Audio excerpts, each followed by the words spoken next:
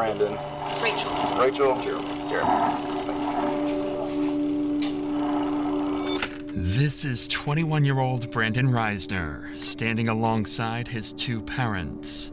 For the last 6 hours, Brandon has been on the run from police after brutally killing his best friend. Keep going. You jumped the fence. Head back towards Collingwood.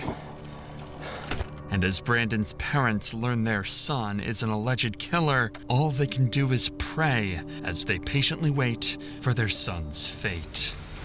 Crazy. Rachel, Jeremy, if y'all can have a seat out here. Would you like to talk in private? Dad and Tia is crazy.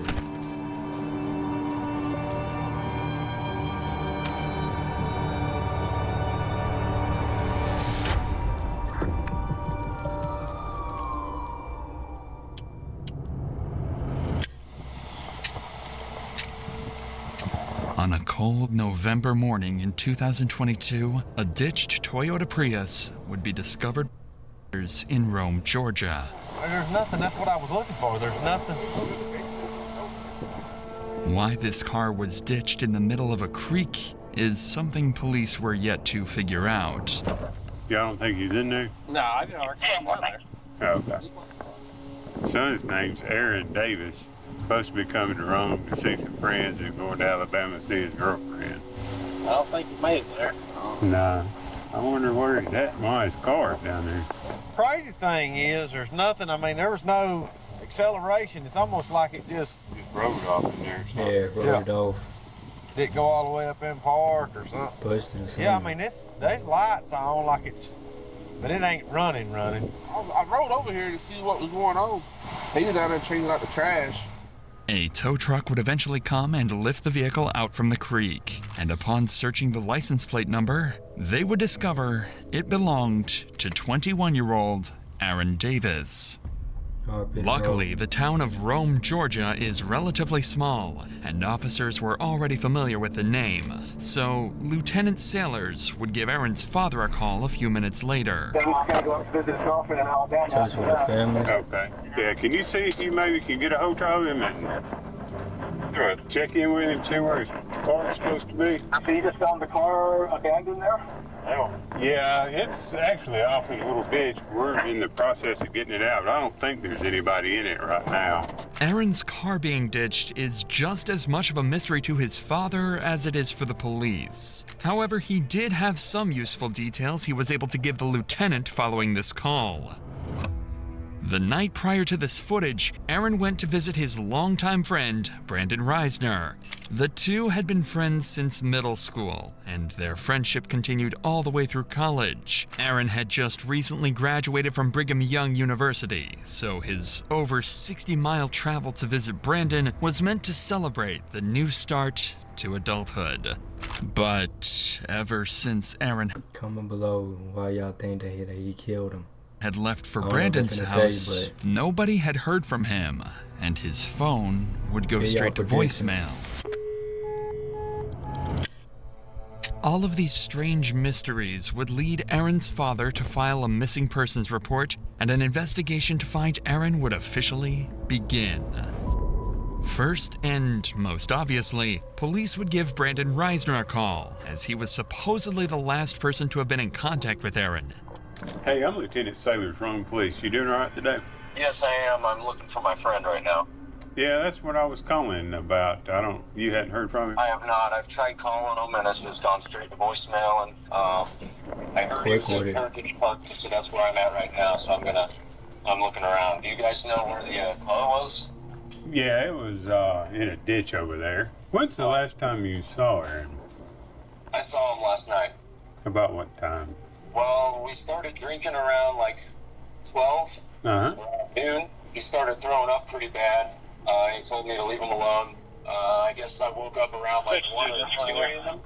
And that's when I saw that his car was gone. All right. Well, if y'all hear from him, let us know, okay? Yeah, thank you for the help, sir. All right. Bye-bye. Brandon's story made complete sense, Yeah. and he even claimed to be actively looking for Aaron at the time of the phone call, as any good friend would do. It seemed like Brandon was clearly the person they needed to speak to further in order to get to the bottom of Aaron's disappearance. So a few hours later, they showed up, unannounced, at Brandon's house to get more answers about what happened the night before, this time face to face. Let's see if you're Hey, gonna what's get going on? shook. I'm Officer Gar with the Rome Police Department. We're following up on all this. Can you walk me through what's going on? Just make sure we're all on the same page. We started drinking Yeah. around 12 yesterday. Yeah, it's you and Aaron, right? Yeah, me and Aaron. Okay. Anyone else with you guys? And we went to some bars, and I had bought some red wine. Yeah. And came back here, started drinking red wine. He doesn't drink too often, so Yeah. he had gone upstairs and was just puking everywhere to the toilet. It was like standing up and puking for some reason. I went downstairs and he told me that he doesn't need any help. I went downstairs, dropped a bottle, cut my pinky, and I went to the urgent care this morning, took a shower, went to bed, Okay. and then woke up 1 to 2 a.m. and his car's gone. Y'all see how he got no facial expression on his face. Like when he's talking, he's just like straight barefaced. Despite Brandon's strange demeanor, Aaron's actions last night connect with the ditched car and lack of response for the last 12 hours. If Aaron was a light drinker and got heavily intoxicated, who knows what he could have done while completely by himself. So, how long have you and Aaron been friends? We met when I was in 5th grade.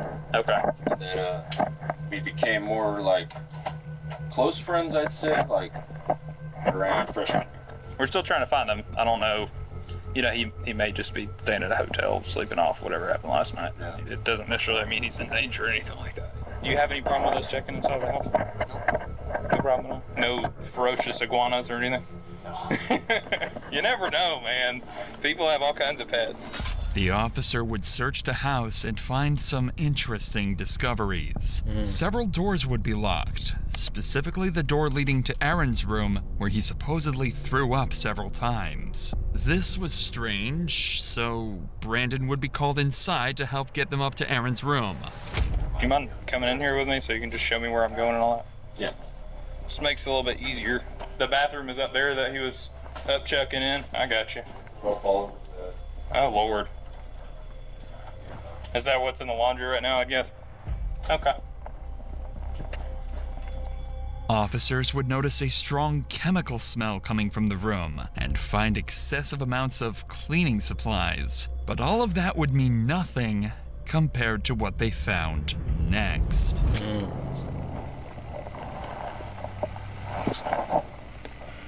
There's a significant amount of blood next to the bed, too. Decent. More In than his just house. vomit all the way over here. Killed him Looks in like the he's been crib. there a while, but he could have been throwing up blood, I guess. See all that? It's weird to be throwing up blood like that. Not to mention, if he had alcohol poisoning, he wouldn't have been able to get up and move around this morning. Especially at 2 or 3 in the morning. Just poured powder right there, too. That's it right now. The cops are starting to find the whole scenario awfully suspicious. The odd story from Brandon, the puddles of blood in Aaron's room, the hundreds of dollars worth of cleaning supplies. It seems as Yeah, he went to the urgent care because he cut his pinky. Is that what he said? though Brandon sensed the officer's suspicion arising as well, as when Aaron's room was being searched, he decided to do this. He was getting nervous. Oh, my knees. No, he's running. Get out of there. Keep going. Hey, no, quick.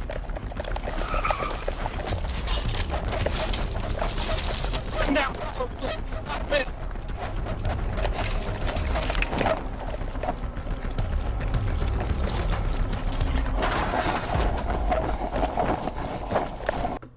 I don't know what I guess he was expecting to get caught. He didn't move. He stayed in the house. He let them come in and search it. So like he already knew what was finna happen, I guess. I don't know. I don't know if he's trying to like clear his conscience or what the case is, but now he's running, which don't make sense. You know what I'm saying? So He jumped the fence, headed back towards Collinwood.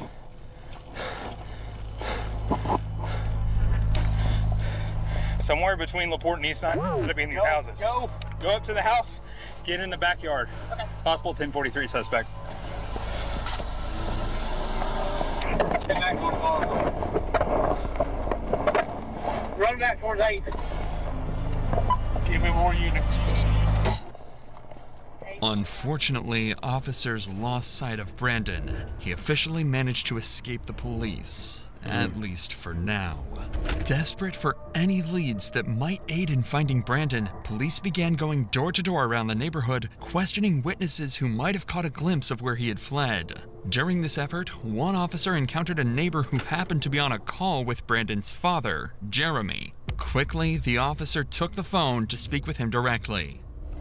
is Jeremy having an affair? No, joke. Hey, sir, I'm Lieutenant Sailor Strong Police. I'm joking. Hi, I'm Jeremy Reisner, the homeowner, Yes, and sir. my Brandon's father. Yeah, we're probably going to need to talk to Brandon. Do you know where he is? No, I thought he was still at home. Now, earlier we had told him maybe drive around the areas where they normally hang out and try to look for him, for Aaron. Okay, well, we'll keep trying to get hold of him. We're still about an hour away, working our way there. Even Jeremy was clueless regarding Brandon's whereabouts, and seemingly so was everyone else, as an entire hour would go by with Brandon nowhere to be found.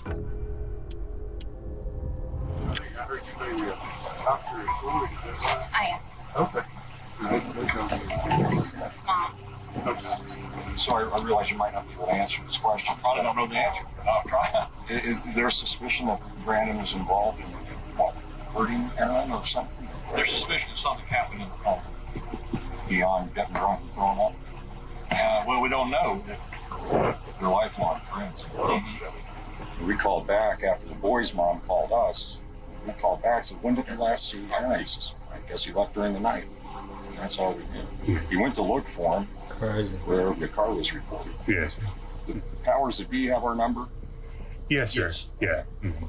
While trying his best to assist the police with the investigation, Jeremy would return to his house, where he discovered Brandon's phone. Up until that point, Jeremy had been doing everything he could to help the police track down his son. However, after finding the phone, his cooperation came to a sudden stop. He refused to hand the phone over, leaving police to wonder, had he seen something on it?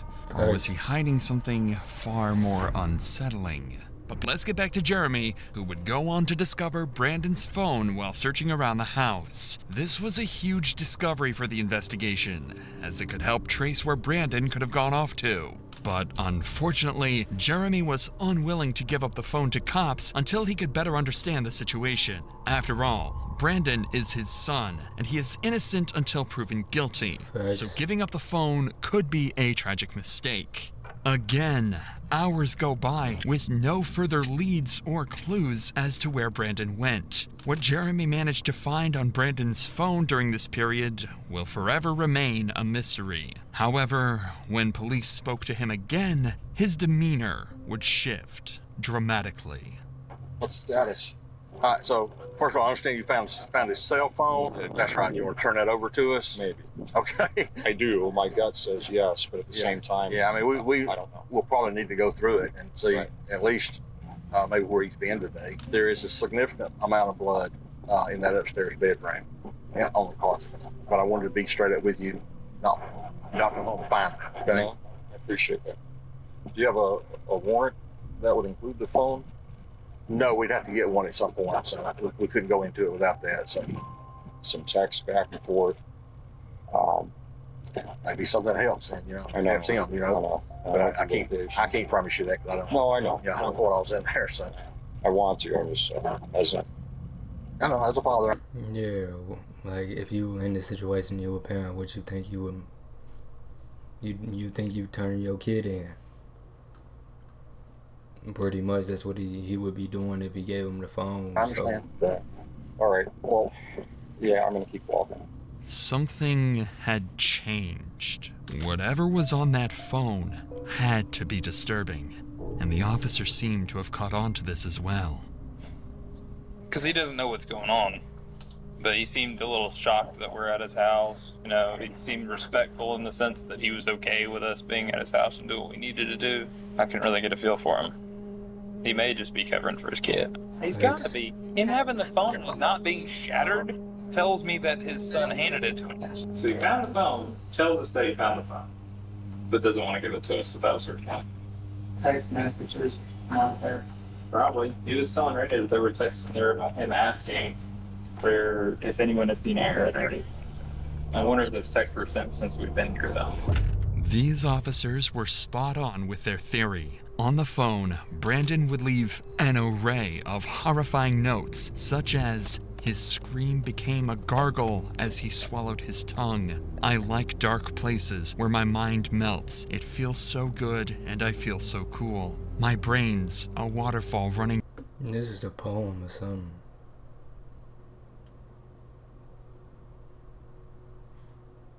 Am I right? This is a poem. Out of my nose like drool. I can turn myself on in the blink of an eye. They notified me as the smartest man alive. Additionally, he would leave a to-do list following the murder of Aaron. 1. Schedule last 3 songs. This was in reference to his YouTube channel where he would post his music. 2. Vacuum. 3. Laundry. 4. Shower in my shower. 5. Take bath. Tomorrow. 1. Text Rachel that Aaron threw up horribly. I think there was some blood in it. 2. I woke up and he was gone. Whether or not these exact messages were what alarmed Jeremy is unknown. But something on that phone made it clear to him that Brandon had killed Aaron. And just an hour later, Jeremy would call police, detailing that he was with Brandon and that he was willing to surrender and turn himself in. So 25 minutes later, Brandon and his parents would arrive at the station. You're with Brandon. Rachel. Jeremy. Thank you.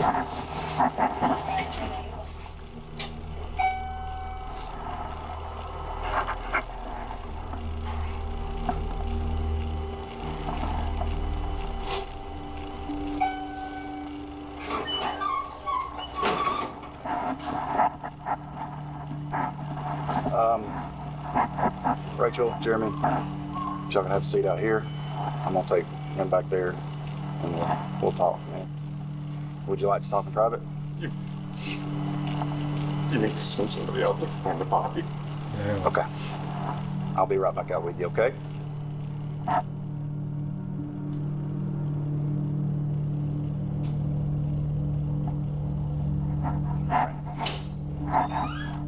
Anything in your pockets that I need to know about? Wallet and keys. Those real quick. Anything else? No. Sorry about that. Go ahead and have a seat.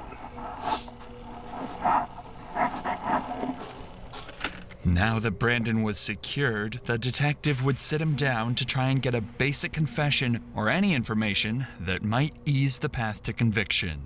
Alright, like I was saying, I'm Detective York.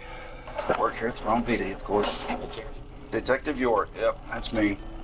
So before we get started, got some paperwork you gotta fill out. The detective would start the interview by getting Brandon's basic information and contact addresses. So I'm gonna read you some stuff before we get started, okay? You have the right to remain silent. You have the right to talk to a lawyer for advice before you are asked questions and have him with you during questioning. I would like a lawyer. You would like a lawyer, okay? Alright, sit tight for just a minute. Brandon was smart. He knows nothing he says in the interrogation room will go on to help him in court, so he decides to keep his mouth shut. While this is unfortunate for the detective, Brandon's parents are more than willing to have a discussion with him. So instead, he turns his attention over to them to try and get the information that he's looking for. Gonna tell it all.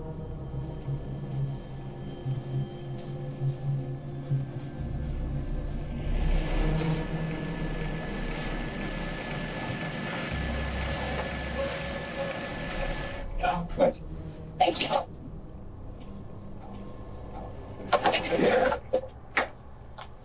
There's a lot going on right now. anything that we can do for y'all right now.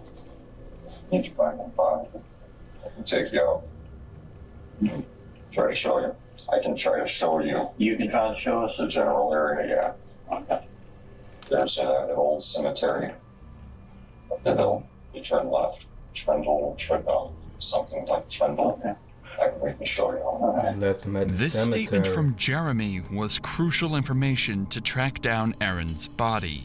But as valuable as this information is, the detective recognized the importance of capitalizing on the opportunity to gather as much from Jeremy as possible while he remained cooperative. With this in mind, he shifted his focus to delving deeper into Brandon's personal life before turning to search for the body. Brandon had brought him home from college because he was having anxiety attacks, he was having suicidal thoughts, he was having visions. Brought him home to make him safe. I gotta get his medications right. Got a call from Brandon this morning at 9 or 10. He was asking about one thing out. Vomiting. So they had a drink. He didn't want Dad finding out that he was vomiting upstairs in the carpet.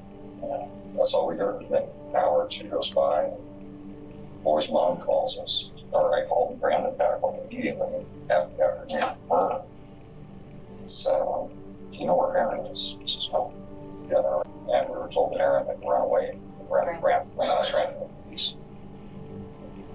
Aaron's body is likely there. He's mentally unstable. He has Tourette's since he was a kid, diagnosed as a kid.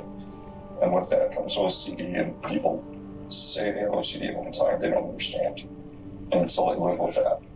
This raises the possibility that his actions may have been influenced by mental instability. However, it's important to consider the context. Jeremy's statements could be an attempt to have Brandon plead insanity in court. Therefore, it's essential to approach these claims with a grain of salt, as they may not fully reflect the reality of the situation. Regardless, police now had an approximate location of where Aaron's body should be, so all hands went on deck to search the cemetery Jeremy had described.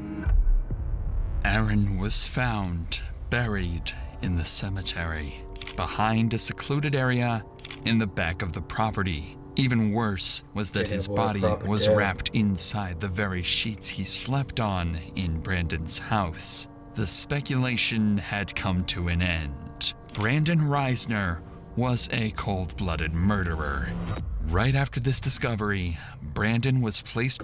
Ain't gonna lie, look at his eyes, bro. Know what I'm saying? Speculation had come to an end. Brandon Look at bro. Know what I'm saying? Reisner was a cold-blooded murderer.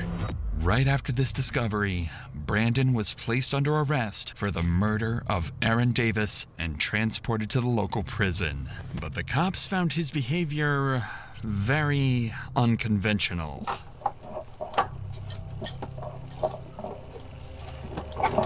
Stand right there.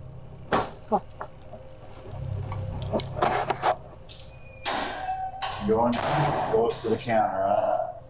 Let them follow their instructions. This is his property. You got ID in here if you want. For me? No, we're talking to you. Oh. You got your ID in there. Oh, yeah. Officers stated that Brandon remained eerily calm while being transported and seemed completely unfazed by the entire situation. And while Brandon had been successfully captured and the case had seemingly came to a successful conclusion, officers had one tragic duty to complete before the end of the day.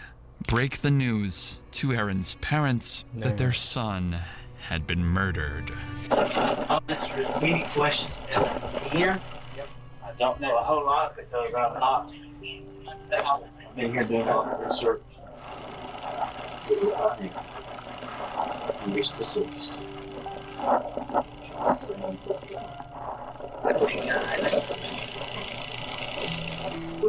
Why would he do that?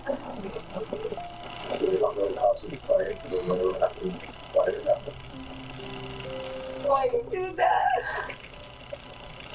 We need my son.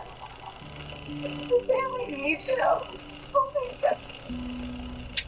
Aaron was a recent college graduate and a good kid with a bright future ahead of him. His sudden death is nothing short of an evil, horrifying act on Brandon's behalf, and justice had to be served for Aaron's and his family's sake. That justice would come inside the courtroom. On July 18th, 2024, Brandon was left with little to no defense for his crimes, and his plea to claim mental insanity was quickly ruled out. And I have come to the conclusion that justice requires that Mr. Reisner be sentenced on count 1 to imprisonment for life without parole. And that's what I'm going to do. He was sentenced to life in prison without the possibility of parole after pleading guilty to the murder and mutilation of Aaron Davis.